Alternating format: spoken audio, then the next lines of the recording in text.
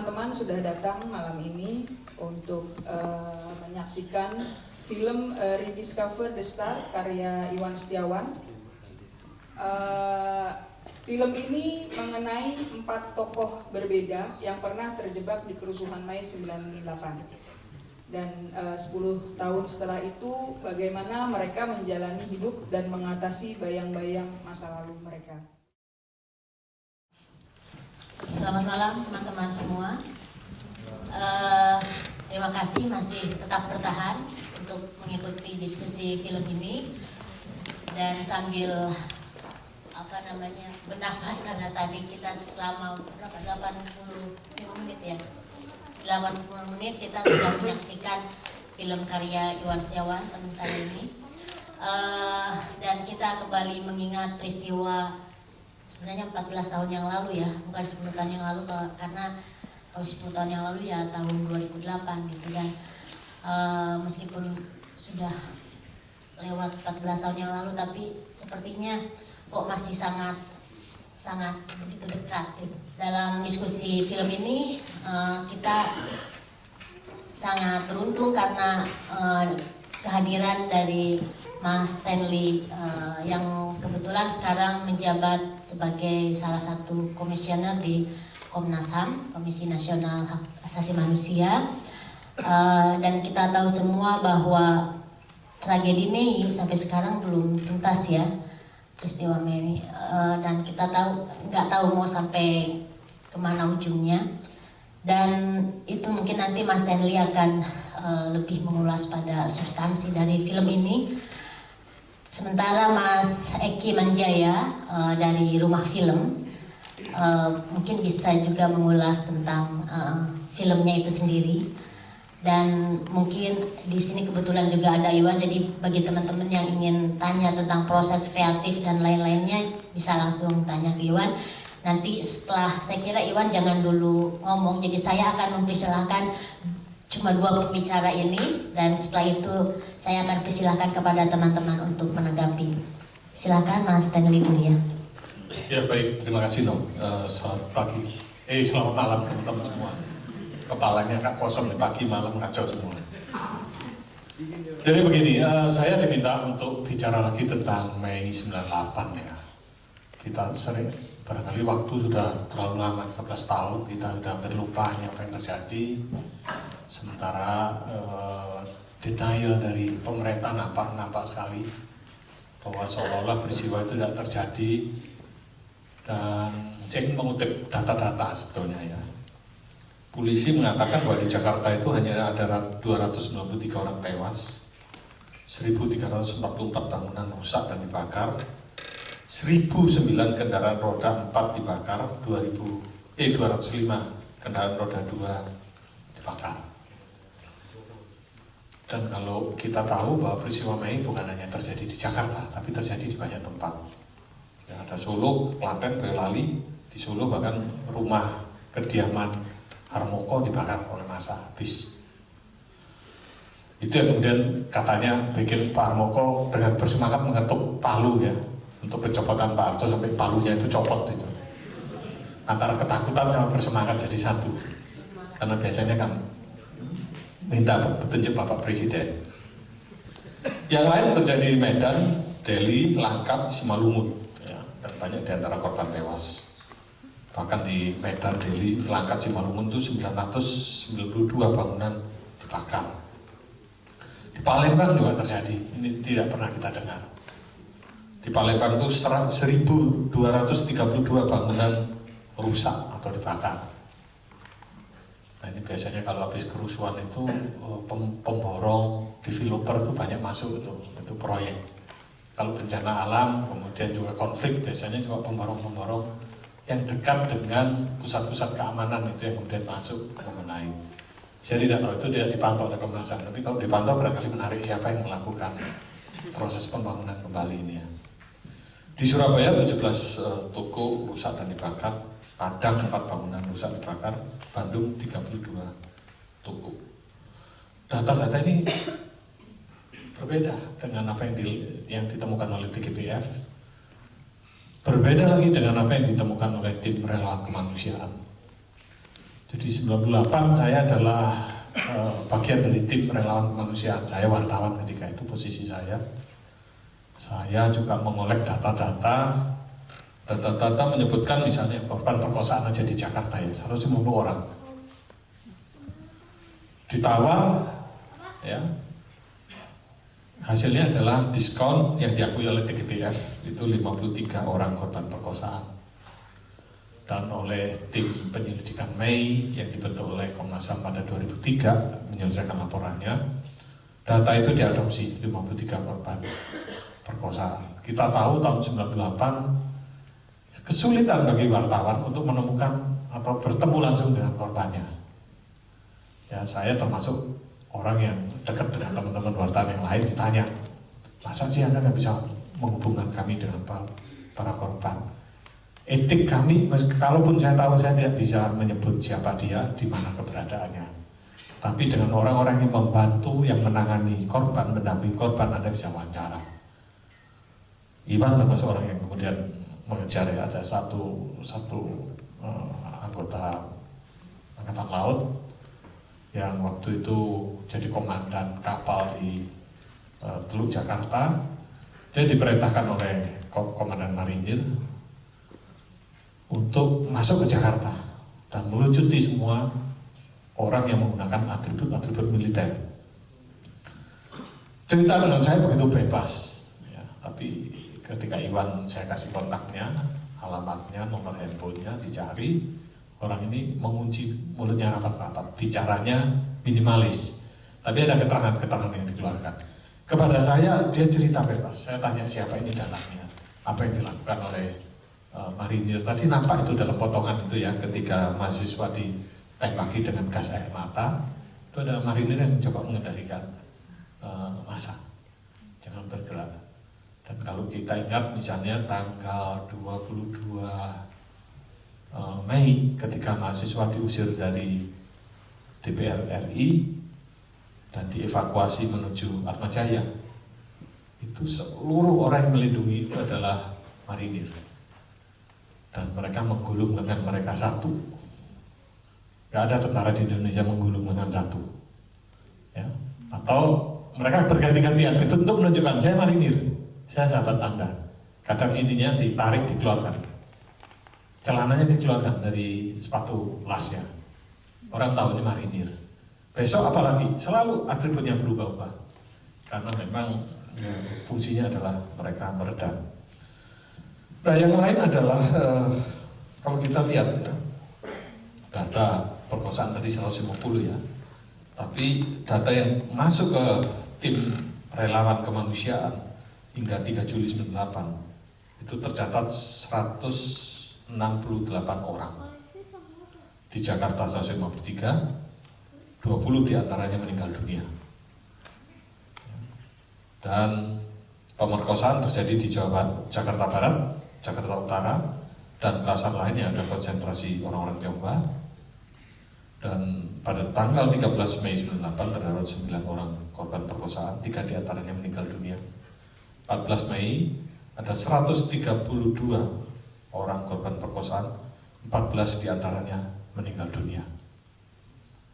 Dan kira-kira 5 tahun yang lalu Komnas Perempuan mewawancarai seorang survivor korban perkosaan yang jualan pakpop di daerah kota.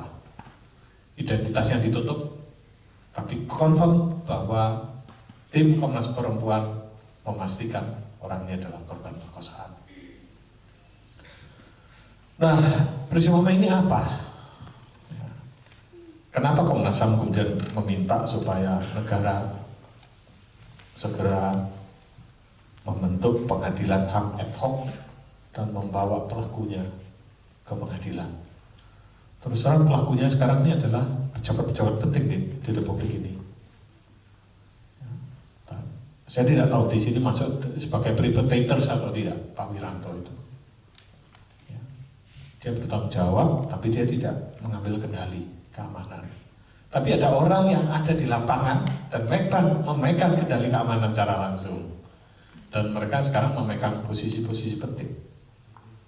Ya, ada yang jadi sekjen di mana, di sebuah kementerian yang paling powerful lah. Ada yang di DPR, ada yang institusi hukum yang tertinggi di Republik ini juga mereka bertanggung jawab. Makanya ketika ada fit and proper untuk Kapolri, saya memberi reaksi yang agak keras. Saya buka catatan-catatan saya masuk di tim penyelidikan ad hoc untuk peristiwa Mei. Saya buka, ini nama calon ada di sini nih. Ya. Jadi ketika anggota Komisi 3 datang ke kantor Komnas HAM, saya sebut nih. Dan saya menunjuk nama Gus Solah. Gus Solah itu adalah orang yang menandatangani subpoena power, surat pemanggilan paksa untuk menghadirkan si tersangka diperiksa di kantor Komnas HAM. Dan hakim, ya, ketua PN ya, di Jakarta Pusat itu ketakutan untuk menandatangani, ditolak permintaan Komnas HAM. Jadi memang kalau kita lihat perjalanan 13 tahun ini tidak membuka terang atau celah apapun untuk mengusut kasus-kasus ini secara tuntas. Saya tidak melaporkan di dalam forum ini bahwa setahun yang lalu saya bertemu dengan Presiden dan saya menyampaikan pertanyaan, apakah memang pemerintah tidak berniat untuk menyelesaikan kasus-kasus pelanggaran HAM berat di masa lalu? Dia mengatakan ya, saya ingin, termasuk meminta maaf kepada para korban, tapi yang jauh-jauh dulu ya, jangan yang deket-deket.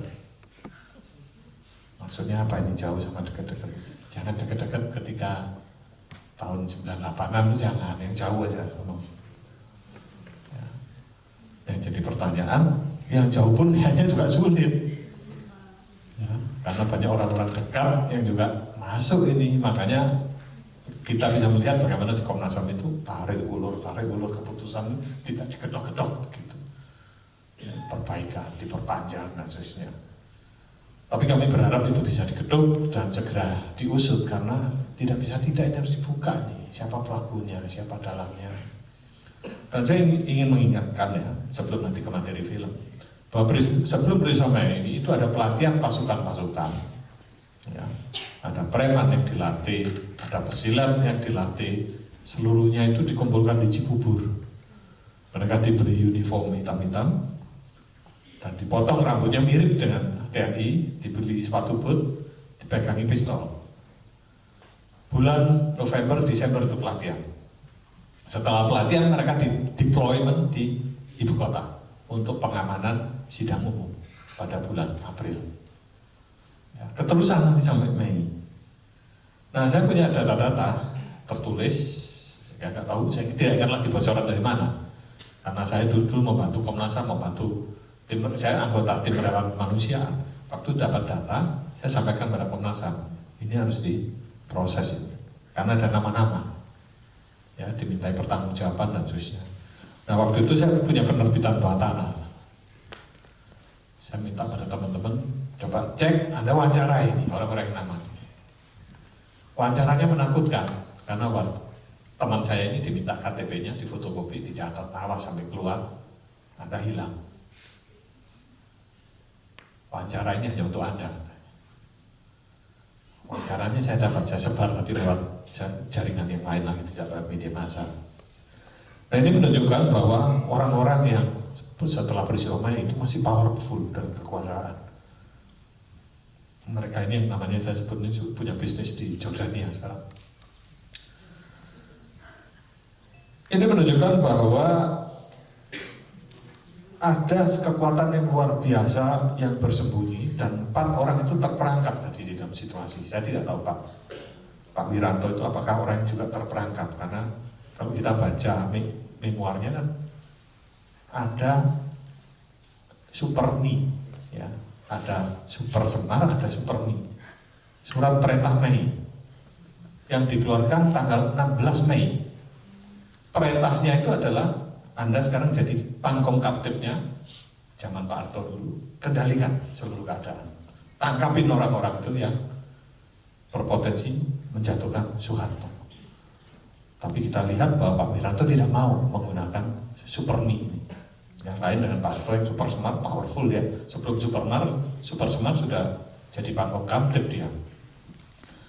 Nah yang lain adalah kalau kita lihat ya, peristiwa Mei ini ada satu kekuatan yang besar yang memang ingin menjatuhkan Pak Harto, dan isu yang paling enak yang bisa mempersatukan banyak orang itu adalah isu rasialis. Saya ingin cerita kenapa isu rasialis ini. Saya tahun 80-an masih aktivis mahasiswa di Jawa Tengah. Ada diskusi. Jadi angkatan 74, angkatan 78 kumpul datang ke Jogja bersama dengan kami angkatan 80-an kumpul. Dia ngomong cuma satu, kalau metode yang ingin menjatuhkan Pak Harto, gunakan isu rasialis. Modal itu pasti lari dan Pak Harto pasti jatuh. Saya mengikuti diskusi itu dengan gemetar. Waduh, ini hancur nih Indonesia kalau begitu. Kenapa? Tahun 80 persis ya, bulan-bulan September, saya menyaksikan kerusuhan rasialisme di Solo yang besar itu. Dan saya menyaksikan kota-kota yang dilewati oleh gerakan-gerakan ini hancur luluh. Ya, dan di kota saya tinggal itu ada orang Manado, ada orang Kalimantan, orang Dayak, yang secara fisik tampilannya mirip dengan orang Jawa. Disasar mereka. Apa yang terjadi? Tarian perang, tarian adat.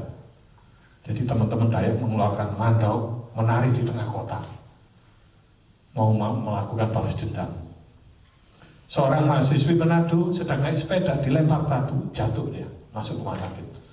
Asrama Manado keluar. Ya. Demikian banyak orang-orang yang tidak pernah, karena begini, masyarakat kita ini kan besar. Masyarakat kita ini majemuk, dan mereka yang di Jawa kurang piknik, tidak tahu suku-suku kita di tempat lain. Nama Acong, Akia kalau di Kalimantan itu orang Dayak itu, bukan orang Cina yang jual obat kuat di pil-pil itu ya, pil biru dan sebagainya. Itu namanya kan begitu, Acong, Akia atau A siapa. Kalau di sana teman-teman Dayak itu. Nah ini yang sulit dan mudah diprovokasi itu dengan isu ini, dan pasti akan terjadi kerusuhan yang besar. Nah karena itulah kemudian saya dengan beberapa teman yang aktivis 80-an bergerak ke kota-kota menghentikan, meredam, jangan sampai terjadi kerusuhan rasialisme, karena kalau itu terjadi maka seluruh tabungan kita tentang demokrasi hancur, tidak akan berdaya. Nah kembali ke Mei. Apa yang terjadi dengan peristiwa Mei ini? Saya ingin menunjukkan ya, temuan-temuan kami. Ada kerusuhan yang terjadi di wilayah Jakarta, Bekasi, Tangerang. Kerusuhan di 88 titik. Waktunya itu hanya berbeda berapa detik dan berapa menit. Kok bisa? Kerusuhan pertama itu adalah truk sampah di depan Trisakti dibakar. Tidak bisa terbakar, truknya tebal sekali. Dibakar, dikasih korek, disiram bensin, nggak bakar-bakar juga. Masa kemudian menduduki tiang nih, diturunkan begini, nggak terbakar juga. Masa bergerak karena ditembakin gas air mata ke arah kota. Nah mulai di sana titik kerusuhan, titik pertama itu. Hanya hitungan menit di Jakarta Selatan, hanya hitungan menit Alfamart di Depok.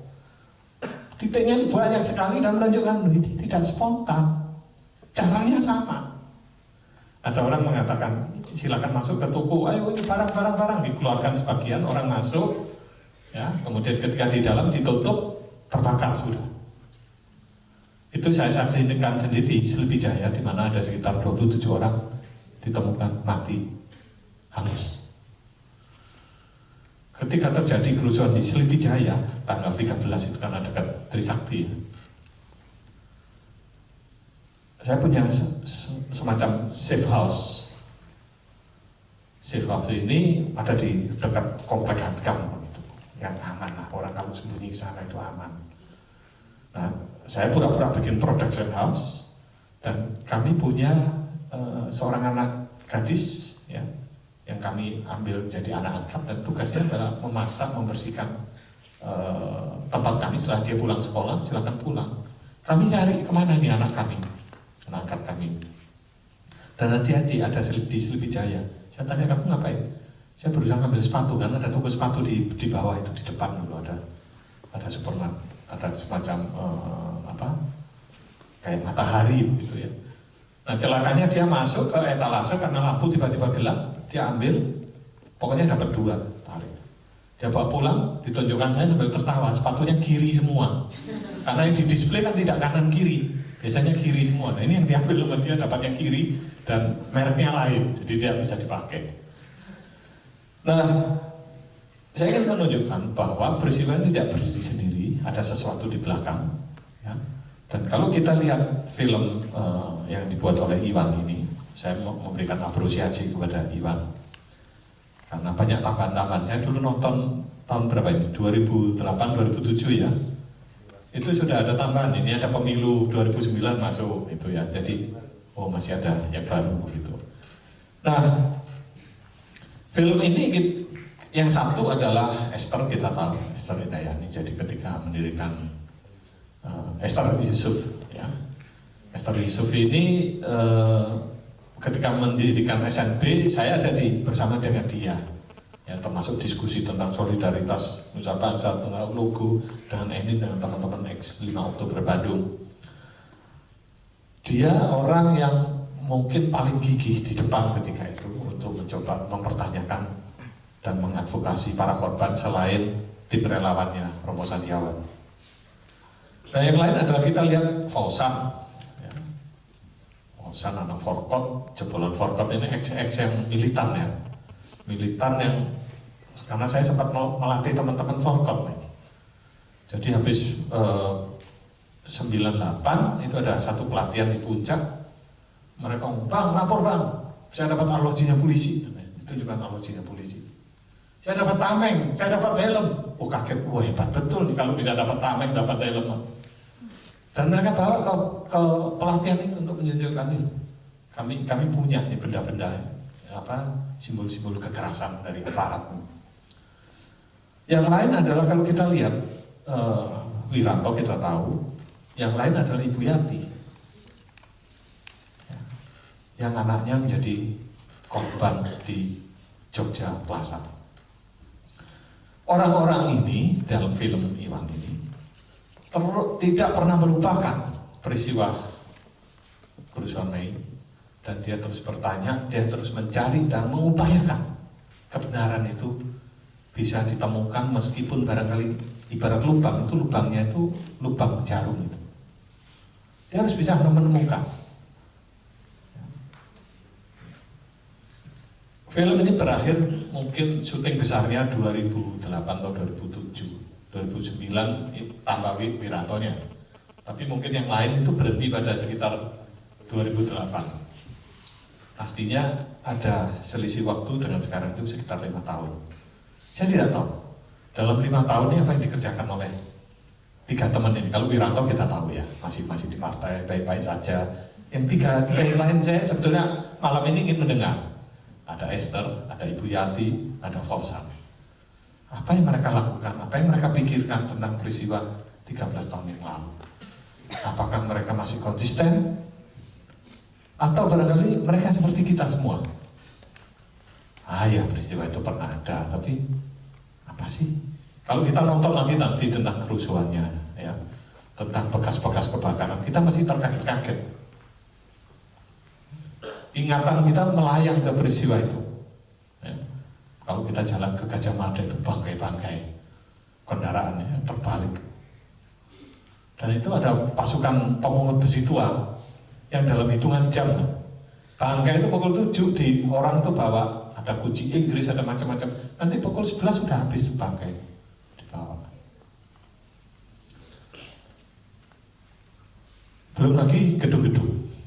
Sekarang kita tidak punya monumen tentang peristiwa Mei. Tadi kalau kita lihat Esther mengusulkan kepada dinas pemakaman ya, bahwa harus ada monumen, tapi dia menunjukkan ini aturannya. Dan ada satu tadi Pak Teddy Yusuf itu yang mengatakan bahwa justru kami datang ke sini meminta kekhususan.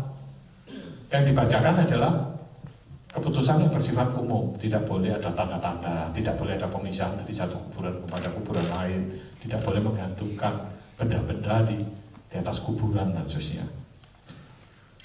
Ini memang bangsa ini atau mereka yang sedang berkuasa ya, kalau bangsa ini mungkin ingin segera melupakan, tapi kalau penguasa barangkali memang tidak ikhlas untuk selalu diingatkan bahwa Anda harus bertanggung jawab atas peristiwa ini. Kita belum pernah mengidentifikasi siapa yang meninggal karena jenazahnya itu sebagian dari arang, sebagian udah tidak bisa dikenali. Saya membayangkan kalau pesawat Rusia yang jatuh ya di Gunung Gede, Gunung Salak, itu berantakan mungkin jadi puing-puing dagingnya. Kalau ini puing-puing arang, jumlahnya ribuan itu di RSCM. Dan baunya itu, Anda tahu kan kalau bau jenazah yang terbakar atau tulang atau rambut yang terbakar itu khas itu baunya. Dan itu yang muncul ketika dikuburkan, orang tidak tahu lagi, tidak yakin. Seperti Ibu Yati itu kan tidak yakin. Apa anak saya bagian dari salah satu mereka yang meninggal di Jogja Plaza, atau mungkin hilang, atau mungkin tidak pernah diidentifikasi. Jadi pertanyaan, alat identifikasi apa yang mau digunakan? DNA. 98 ada DNA. Butuh waktu 1 tahun untuk dibawa ke Amerika. Dan belum tentu bisa dikenali kalau kondisinya sudah memang jadi arang. Nah, kenapa tidak memberikan semacam peringatan untuk keluarga korban? Ya, apalagi mereka yang punya tradisi nyadran misalnya, setiap menjelang Lebaran itu kalau bisa datang ke kuburan, lakukan ziarah, menengok anak, ya, suami dan seterusnya. Saya membayangkan bahwa negara ini memang tidak ingin mengakui bahwa ada kesalahan-kesalahan di masa lalu. Sama dengan untuk orang hilang. Di Republik ini masih ada 13 orang dinyatakan belum ditemukan semenjak tahun 98 sampai 99. Orang seperti Wiji Tukul, ketika si Pon istrinya divonis dia menderita bipolar, anaknya akan menikah.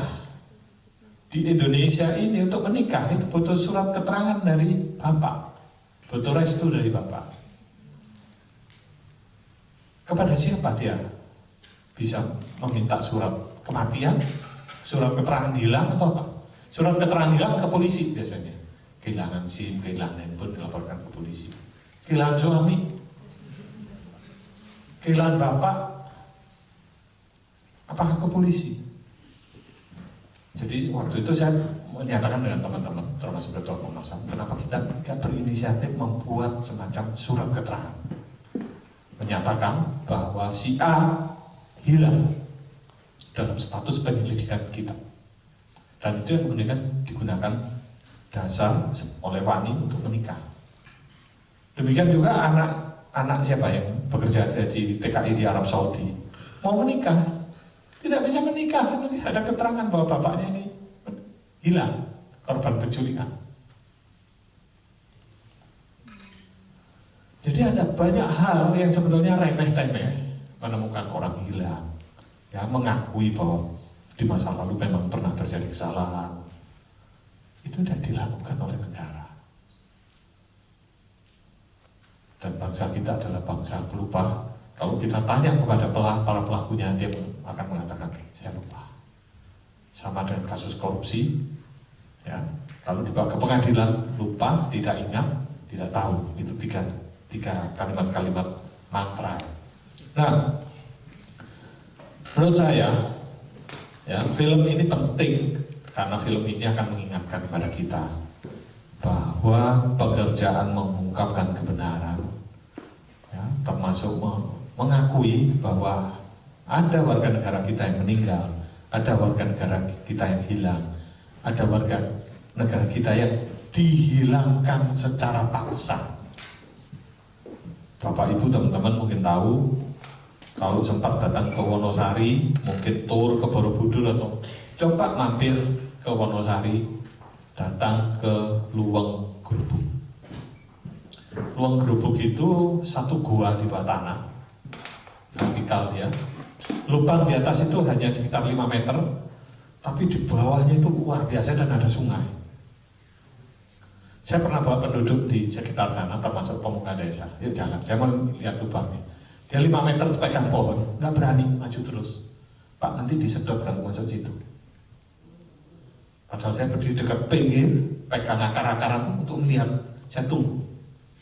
Jam pas 12 di jarum pendek, jarum panjang, matahari tegak lurus, saya ingin melihat bawahnya itu sedalam apa.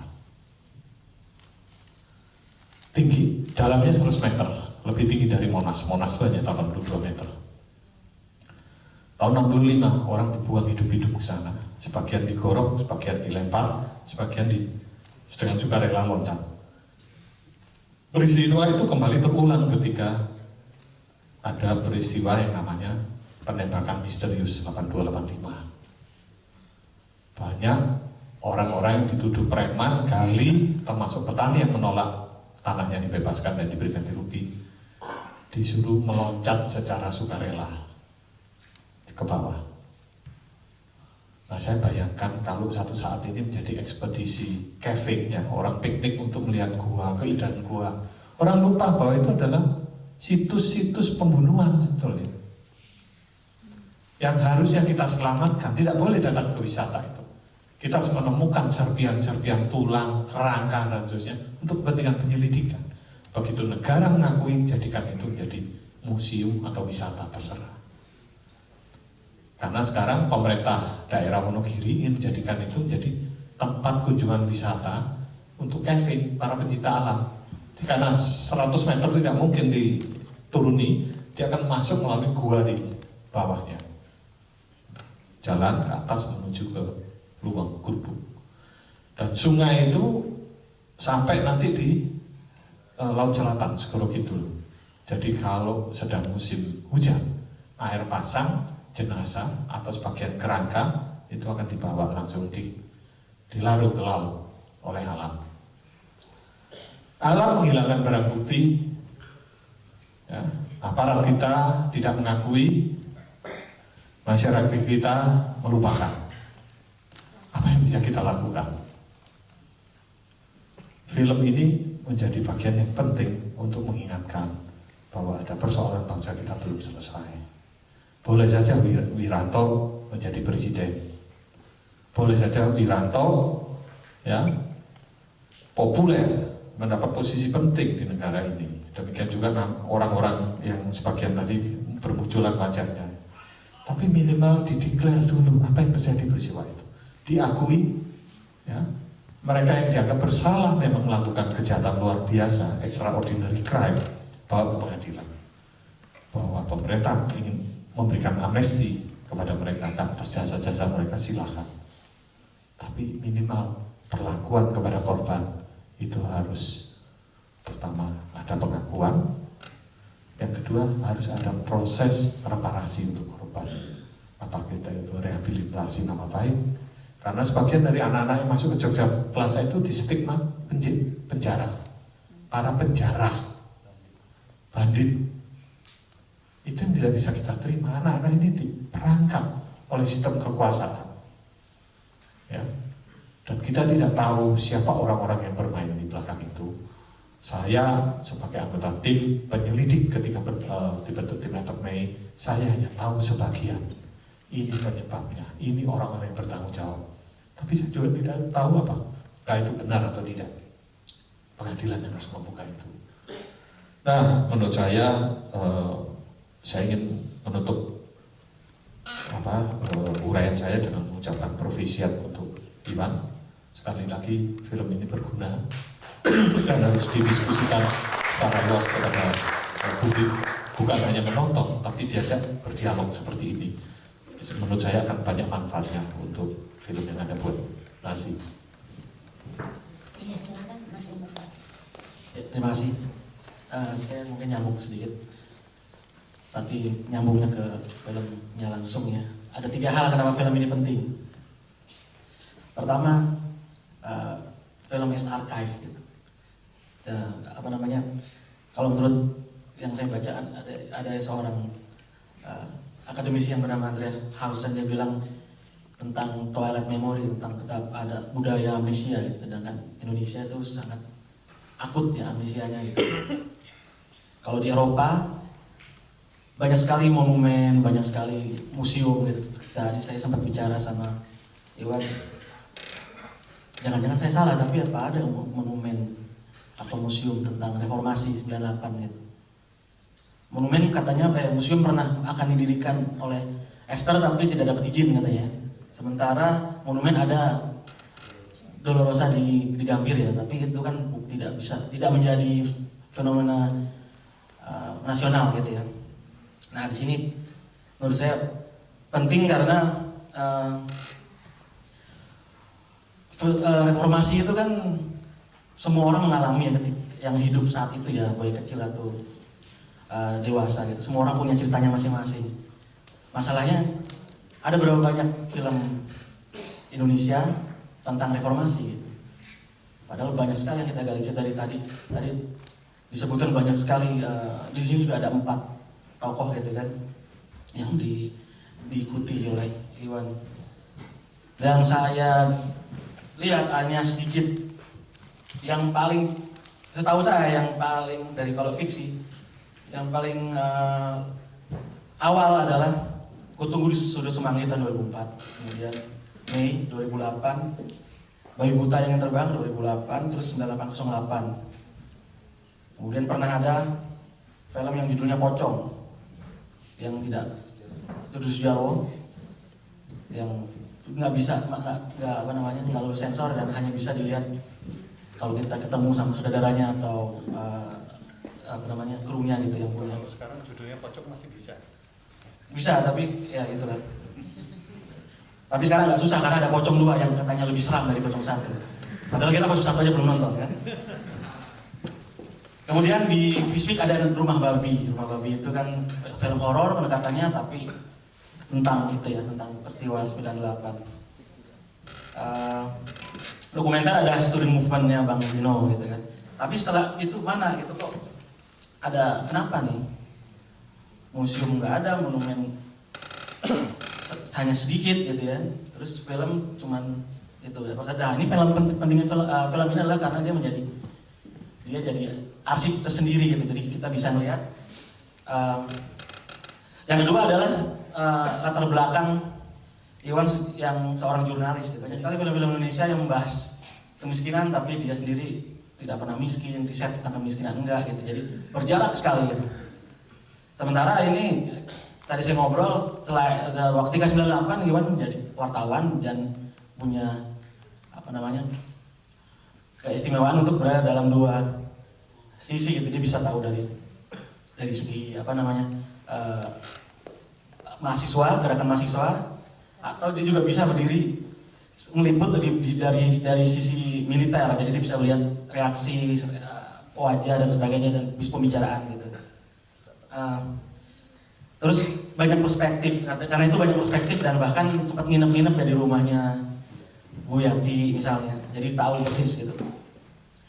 Dan bergaya kurang lebih aktivisme ya di sini karena ingin mengungkapkan dan menunjukkan karena memang sangat sedikit gitu film tentang seperti ini. Terus saya melihat adanya sebuah usaha untuk keluar dari stereotyping, misalnya satu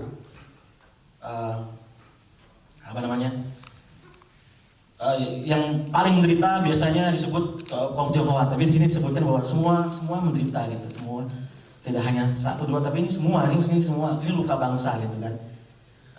Tapi di situ disebutkan gitu kan, ketika ini Esther kalau masalah bilang gitu. Kemudian berusaha menempatkan korban itu bukan korban tapi survivor gitu. Jadi istilah itu harusnya dipakai tidak hanya untuk para korban yang seksual gitu, tapi juga bahwa ini ada istilah sekarang, ada sebuah kajian baru namanya trauma studies gitu ya. Ini bisa disebut survivor. Jadi mereka bisa bertahan hidup dan walaupun dibayang-bayang masa lalu tapi masih tetap bisa tetap bergelut dengan keadaan gitu.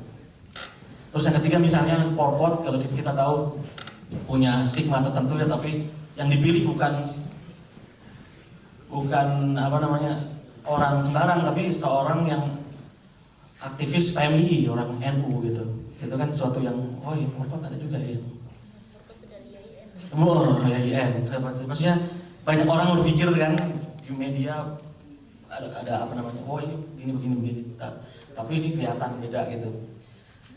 Kemudian yang ketiga, dengan sengaja saya tadi sempat ngobrol sama Iwan dengan tadi sengaja Iwan tidak memakai footage yang biasa gitu. Maksudnya walaupun misalnya pernah ada studi movement dari Bang Tino, tapi tidak pakai sama sekali karena ini memberikan perspektif lain. Kita bisa melihat misalnya ada footage penjarahan. Kejadian itu kayaknya susah didapat gitu kan. Terus iya. Ada tapi nggak banyak gitu ya. Kemudian yang paling menarik adalah ketika Wiranto sedang mau pidato di belakangnya ada SBY gitu. Itu menarik banget, masih tidak segemuk sekarang rupanya. Mungkin karena sering bernyanyi.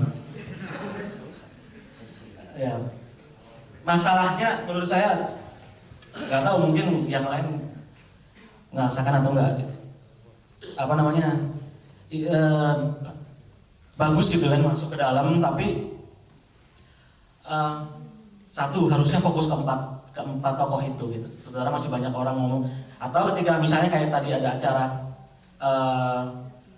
pameran foto, itu karena ada tokoh-tokoh salah satu atau dua dari tokoh utamanya ada di situ gitu. Tapi ada hal-hal yang harusnya tokoh itu ada atau dikaitkan secara langsung, jadi biar fokus ke empat itu.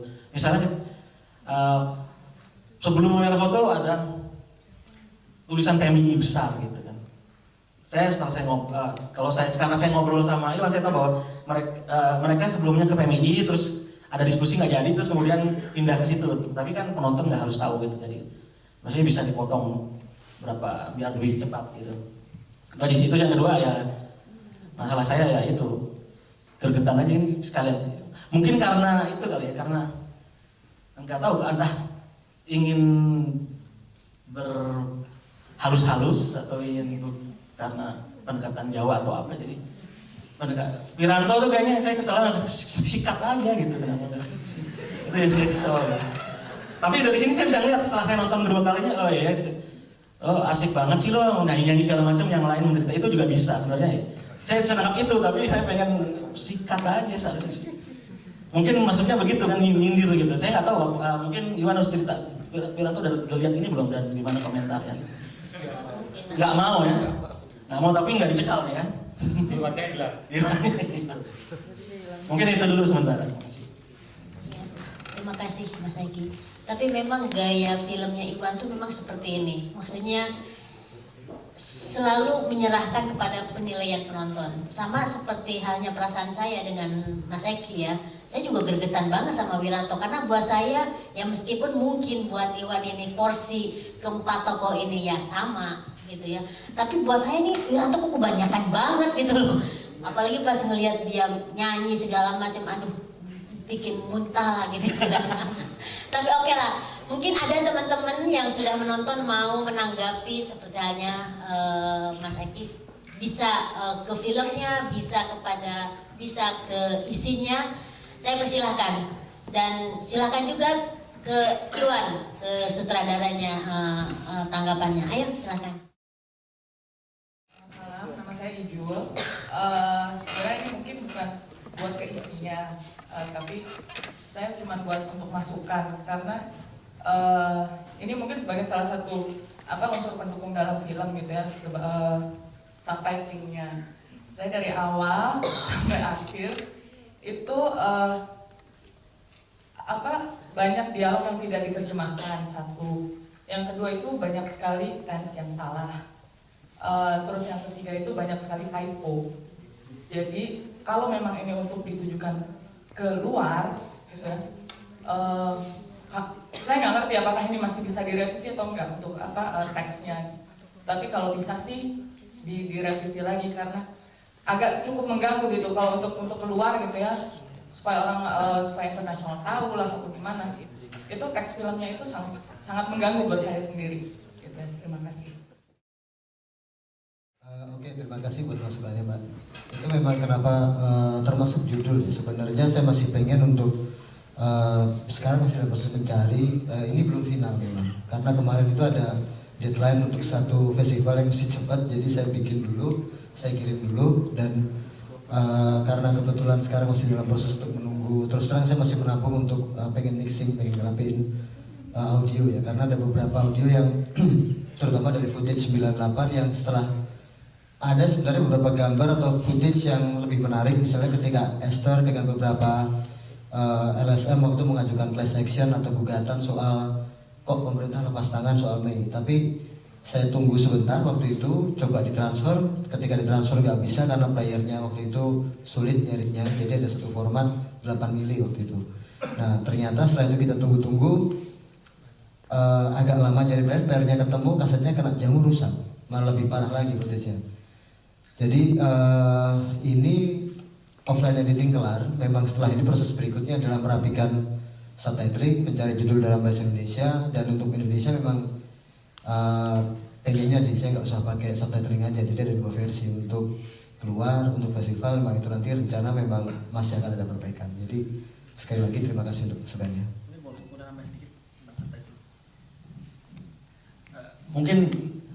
Mungkin lebih menarik kalau lirik-lirik lagunya juga diterjemahkan bahasa Inggris, karena misalnya ketika pengamen ngomong itu kan ngomongin tentang azab gitu kan, itu menarik sekali, dan di akhir ngomongin telaga itu kan, saya pikir Esther itu telaga bagi orang-orang para survivor itu. Mungkin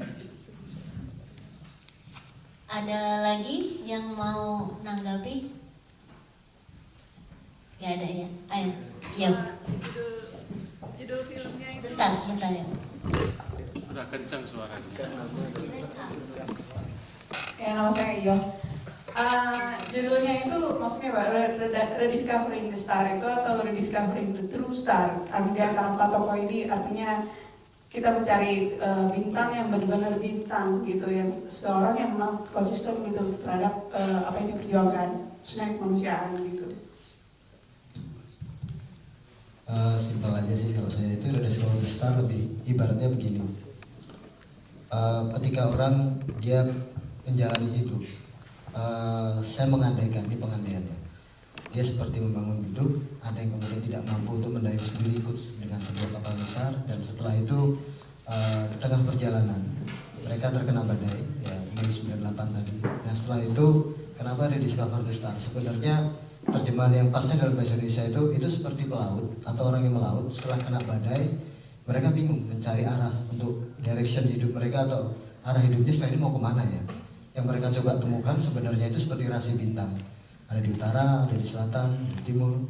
Nah jadi Rediscover the Star itu mereka masing-masing setelah badai, malam, gelap, untuk mereka membantu menemukan reorientasi hidup mereka, mereka berusaha mencari itu.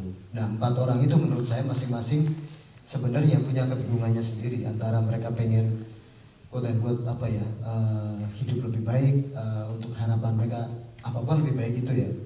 Kalau buat Pak Wiranto mungkin lebih baik kalau dia menjadi presiden, dia merasa dari situ dia berusaha untuk membayar apa yang dia belum pernah lakukan di masa lalu. Tapi buat Bu Yanti mungkin lebih baik itu ketika saya ngobrol dengan dia, dia tahu kabar anaknya, oh ternyata sudah meninggal, benar, buktinya apa, sehingga dia lebih ikhlas.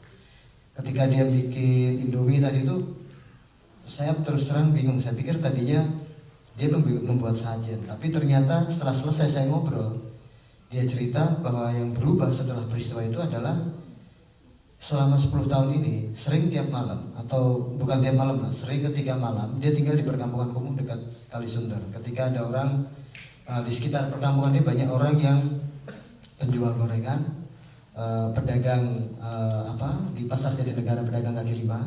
Dan ketika orang-orang ini pulang lewat tengah malam, itu jalannya itu mereka nyeret, dan ketika dia terbangun karena ada suara-suara kaki itu, setelah itu dia nggak bisa tidur. Saya tanya, kenapa Bu? Yang beda Mas setelah Mei 98 itu adalah kalau saya dengar orang suara kaki jalan pelan itu, saya bangun. Tadinya saya bingung kenapa, tapi setelah 10 tahun setelah saya terbangun itu, saya nggak bisa tidur. Ternyata saya harus akuin bahwa sampai hari ini saya belum ikhlas sebenarnya. Saya masih berharap anak saya itu suatu saat pulang. Nah pernah terakhir kemarin sebelum yang pas di depan itu si suaminya tuh marah. Suaminya itu kerjaannya mereparasi sofa, dan di luar itu dia jadi imam. Dia bilang, ya kamu tuh mesti ikhlas. Dia tegur keras sambil merokok gitu. Tapi saya pikir dia dimarahin atau apa itu, saya pikir itu subjektivitas saya sih. Saya merasa nggak pas untuk saya men-syuting atau saya merasa itu terlalu personal. Jadi saya pikir udah itu cukup untuk saya aja. Toh orang tahu bahwa dari peristiwa itu dia antara bikin sajen, antara dia kangen, antara dia berharap anaknya pulang, dan sebenarnya dia sholat 5 waktu rajin tapi juga ada kejawennya gitu loh. Jadi saya aja kadang-kadang bingung, oh dia masih sempet ya ke dukun atau kemana untuk tanya, karena mungkin waktu saya tanya dia pernah ke RSCM untuk melihat mayat-mayat yang atau sisa yang dibakar itu aja itu dia harus bayar loh untuk ke petugas kamar mayatnya itu. Jadi sebenarnya ada banyak footage yang saya nggak bisa terus terang, saya harus kenapa proses editingnya yang paling lama, karena awalnya jadi itu 120 menit, terus saya merasa kepanjangan. Saya harus memilih lagi, memeras lagi, sampai saya juga harus berpikir bahwa ini nggak boleh terlalu panjang sehingga orang bosan. Tapi juga kalau terlalu pendek, saya juga punya kesulitan karena ada banyak hal yang penting dan saya harus memilah mana yang relevan dengan cerita atau enggak. Akhirnya misalnya memilih plot untuk saya mencoba drama 4 babak, saya coba tadi itu agar kemudian secara emosi juga saya menghitung agar penonton nggak terlalu jenuh. Ya kalau ditanya hasilnya kurang lebih yang saya pikir ini film panjang saya pertama. Sebelumnya saya nggak pernah bikin lebih dari 30 menit. Jadi ya inilah yang terbaik yang saya pikir saya bisa lakukan. Jadi apapun dari masukan dan kritik dari penonton saya pikir itu benar dan ya saya pikir ada baiknya saya dengar. Itu aja sih. Tambahan aja. Ini tambahan aja untuk Iwan. Kalau Iwan punya footage barangkali Pak Wiranto lagi makan nasi hakim, itu bisa dimasukkan. Dramatis betul. Waktu memutuskan untuk bikin film ini, intensinya memang mau bikin film dokumenter, arsip, documentation atau ilustrasi data. Kemudian yang kedua aku mau nanya ke Mas Teddy tadi, sekiranya sih mungkin ngomongin monumen tadi, aku rasa term monumen mungkin lebih tepat memorial ya, karena itu ada mereka suka membedakan antara monumen dan memorial dalam terutama dalam mengingat dan aktivitas mengingat dan melupakan sejarah. Kalau kan monumen, kalau misalkan 65 gitu, monumen kita punya 30S visual monumen, kemudian kita punya monumen lain, tapi nggak ada memorial. Yaitu dia bilang bedanya kan monumen adalah yang menang, memorial itu yang hilang, yang dilupakan. Mungkin itu aja. Kasih. Satu, iya Bu, langsung. Iya, saya mau tanya kepada semuanya. Ini soal angka, saya terganggu sekali dengan angka. Kita selalu bermasalah dengan angka. Dan selalu punya pikiran mayoritas lawan minoritas. Kalau banyak, itu bisa dipikirkan, bisa menjadi buah bibir. Tapi kalau sedikit, ya itu kan kasuistik. Nah, banyak atau sedikit ini pelanggaran. Ini kita bicara soal nyawa, soal kehidupan. Yang kehidupan atau kematian itu kita tahu bahwa itu batasnya tipis betul. Bagaimana lembaga-lembaga formal maupun kita sebagai individu warga negara menanggapi angka-angka yang kemudian dipadati dengan agenda dan kepentingan. Bagaimana itu dituangkan dalam sebuah dokumentasi, sebuah film. Bagaimana kita kemudian meresponnya. Apalagi tadi cukup banyak ya selisihnya ya, antara 150 menjadi 53. Lantas yang 100 itu apa? Tumbuhan aja punya arti. Kok ini gak ada artinya? Itu mengganggu sekali saya. Terima kasih. Terima kasih Bu. Mungkin yang Ibu tadi Mas Stanley yang lebih bisa menanggapi ya. Silakan Mas Eki. Nah, yang monumen memorial. Oh iya, terima kasih atas masukannya. Nanti kita bahas tentang monumen kasus memorial. Tapi kalau bacaan saya tentang Andreashausen ya ini monumen, maksudnya ya kurang lebih temanya, intinya kan memperingati gitu, mengingat gitu kan. Intinya sih itu ya, apapun namanya mungkin istilah teknis gitu ya. Tapi maksudnya saya bersyukur kita punya, di Aceh ada museum tsunami misal, gitu kan. Terus ada, tapi ini kan peristiwanya besar juga gitu. Tapi kenapa nggak ada gitu? Makanya film as archive penting sekali. Iya, saya ingin membantu juga ya. Saya tidak cukup clear untuk ini, barangkali teman-teman yang bergerak di seni mungkin bisa menjawab. Tapi dalam pemahaman saya, kalau monumen itu adalah satu benda, apakah tugu, apakah semacam patung, ataukah ya pokoknya sesuatu yang didirikan dalam rangka kita memperingati sesuatu. Sementara memorial itu lebih ke apa ya, lebih kompleks dari sekedar benda satu ditancapin begitu ya. Jadi misalnya ada foto, ada jenazah-jenazah atau kerangka, tumpukan kerangka. Kalau kita ke Kamboja itu lebih ke memorial. Atau misalnya lubang tikus Vietcong, itu memorial kan, tempat kunjungan wisata.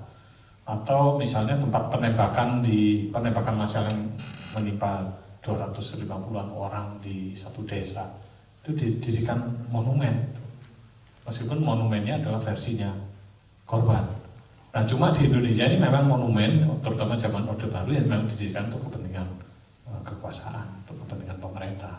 Tidak ada monumen yang tumbuh dari masyarakat. Nah, kalau monumen Rawabadak itu memang versinya masyarakat, tapi difasilitasi oleh pemerintah. Nah, jadi memang ada beberapa hal ya, yang ada relief. Kalau pernah ke Lubang Buaya, barangkali Lubang Buaya itu monumen atau bukan? Monumennya barangkali Pancasila Sakti itu, ya. Tapi yang lain adalah memorialnya, termasuk diorama, kemudian ada patung-patung, ada. Kalau saya ingat tahun 80-an itu ke Lubang Buaya itu ada bau anyir-anyir menyan gitu ya, dengan suara-suara tembakan, suara orang disiksa. Tapi kalau sekarang bau anyirnya udah nggak ada lagi. Tapi suara-suaranya masih, meskipun rekamannya makin lama makin jelek itu yang diputar itu. Kualitas suara harus diperbaiki kalau mau bikin memorial. Soal angka, menurut saya di dalam pendekatan hak asasi manusia tidak terlalu penting apakah 1 dan 1000. Satu korban pun itu sama, itu nilainya adalah korban. Dan kalau teman-teman dulu waktu itu berdebat, yang dimaksud dengan gang rape itu apa? Perkosaan massal. Karena aparat mengatakan perkosaan massal itu harus dilakukan oleh lebih dari 10 orang itu baru perkosaan massal. Enggak, di dalam definisi pelanggaran HAM berat, perkosaan massal itu cukup adalah perkosaan yang dilakukan oleh 2 orang atau lebih. Dan perkosaan itu tidak harus perkosaan seperti yang kita bayangkan. Perkosaan itu apapun, pokoknya memaksa dan si pelakunya tidak mau, maka itulah terjadi perkosaan. Nah, menurut kami, angka-angka itu yang selalu diperdebatkan oleh aparat. Kita ngomong orang kemiskinan itu, ngomong perdebatan angka sekarang, statistik. Versinya BPS, versinya World Bank, versinya apa. Menurut saya tidak penting, ada tidak kemiskinan di Indonesia. Saya setuju dengan Ibu. Jadi kalau kita harus lebih berpegang kepada faktanya, ada atau tidak. Jumlah itu jadi sesuatu yang bisa dibesarkan, diperkecilkan. Orang miskin nanti kalau menjelang gini ya, pemerintah sedang running, itu jumlahnya kecil. Nanti menjelang pemilu jumlahnya besar, apalagi ada ini kartu atau tambahan-tambahan khusus, uang yang dibagikan kepada orang-orang miskin, jumlahnya besar karena itu kesempatan korupsi, kesempatan mencitrakan diri dan seterusnya. Angkanya diperbesar, juga bantuannya yang mengalir ke bawah, yang bisa dikorupsi juga diperbesar. Jadi menurut saya angka itu tidak terlalu penting. Yang lebih penting adalah fakta. Dan di dalam kejahatan yang dilakukan oleh 1, 2, 3 sama. Hukum kita tidak terlalu membedakan, kecuali barangkali di Amerika. Orang yang melakukan pembunuhan berencana terhadap sejumlah orang, ada yang dihukum misalnya 250 tahun. Kita nggak bayangin umur dia berapa. Tapi di Indonesia maksimal 20 tahun atau hukuman mati. Tidak akan pernah lebih dari itu. Tidak dihitung apakah 4, 5 orang korban membunuh seorang ibu yang sedang hamil dengan janin di perutnya, itu hukumannya harusnya lebih. Dari sisi moral hak asasi manusia juga harusnya lebih. Kenapa? Karena itu adalah kejahatan yang juga membunuh orang-orang yang tidak berdosa. Itu masuk di dalam kejahatan-kejahatan kalau perang ya. Itu sebagai extraordinary crime. Melakukan pemerkosaan, menyekap seorang perempuan sampai dia hamil, ya, diperkosa terus-menerus secara bergantian sampai satu saat nggak bisa lagi diperkosa, dibunuh. Ini yang terjadi dengan Rape of Nanking. Ini terjadi dengan Bosnia. Pelaku-pelakunya diseret dan ini dituduh melakukan extraordinary crime. Ada pandangan-pandangan seperti itu, tapi secara umum mengatakan nyawa, satu nyawa pun itu adalah kehilangan kita yang paling berharga karena harkat manusia ditiadakan pada saat pembunuhan itu terjadi. Saya ingin sedikit menambahkan soal memorial tadi. Saya ingat Esther itu waktu itu dia sedang berupaya untuk mencari tempat. Sudah ada beberapa donatur yang waktu itu bersedia untuk bahkan membeli rumah yang sederhana, tapi di Jakarta. Untuk kemudian idenya terinspirasi dari Anne Frank House. Itu korban Holocaust atau kekejaman waktu ethnic cleansing waktu zaman Yahudi di Belanda, di Auschwitz. Anne Frank House sendiri di Belanda. Itu Anne Frank seorang anak kecil yang dari buku diary-nya itu menceritakan kisah ketika bagaimana dia ketakutan ketika orang tuanya dibunuh dan dibunuh oleh Nazi Jerman. Tetapi yang menjadi persoalan adalah ketika kemudian membeli rumah, rumahnya bisa dibeli, tapi ketika kemudian itu harus ada izin, dan itu seperti bangunan nanti sifatnya untuk bukan galeri ya, tapi sifatnya ada kegiatan untuk ya seperti museum kecil, ada kemudian pakaian korban. Kalau tadi diingat ketika Esther ketemu dengan Bu Yati dan korban vendor itu kan ada tuh mengumpulkan kacamata, foto korban, kemudian ikat pinggang. Itu sebetulnya nanti dari situ kalau si ibu korban tidak punya foto tentang si anak, dibuat yang minimal seperti tadi sketch ini korban, dan setelah itu cerita dari si ibu dibuat kemudian sehingga pengunjung yang datang itu bisa mendengar suara ibu korban atau orang yang dekat dengan korban.